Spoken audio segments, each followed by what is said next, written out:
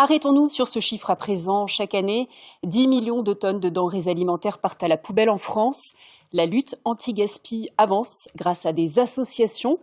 Illustration avec le chaînon manquant. Elle ne propose que du frais et adapte l'offre à la demande. C'est notre rubrique Solidarité du samedi. Elle est signée Bruno Lopez et Isabelle Audin. Qu'est-ce que tu fais pour le partage des biens et des richesses? À cette vaste question, une association apporte sa réponse, modeste mais efficace. Le chaînon manquant, c'est son nom, récupère des aliments invendus pour les distribuer à d'autres associations qui aident des personnes en difficulté. Dans les produits frais, donc on a le grand classique, des yaourts, on a effectivement des viandes, beaucoup de produits préparés, des plats prêts à l'emploi. Didier Nozaïk fait partie des 300 bénévoles du chaînon manquant. Une tournée, c'est entre 2 et 5 points de collecte. Supermarché, restauration collective, événementiel.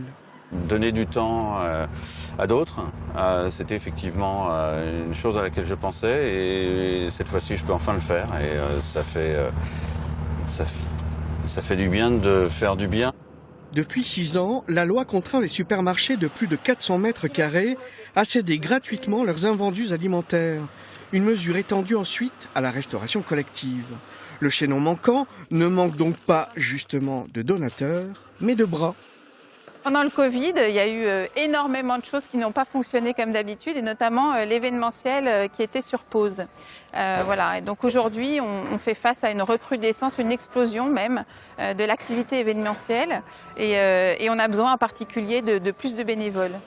Le chaînon manquant assure gratuitement la logistique entre donateurs et bénéficiaires.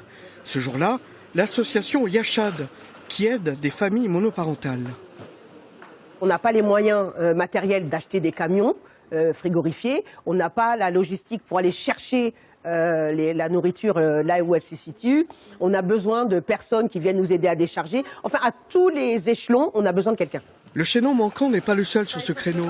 Ce qui fait sa différence, c'est qu'elle ajuste les dons avec les besoins. Une équation pour éviter un second gaspillage.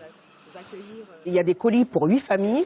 Si jamais la quantité est trop importante, dans ces cas-là, on téléphone à d'autres familles qui viennent chercher les denrées, mais rien ne reste. Quand le chaînon manquant est né en 2014, il n'existait pas de dispositif de dons alimentaires en produits frais. Depuis, elle a récolté 1000 tonnes de denrées alimentaires et distribué l'équivalent de 2 millions de repas.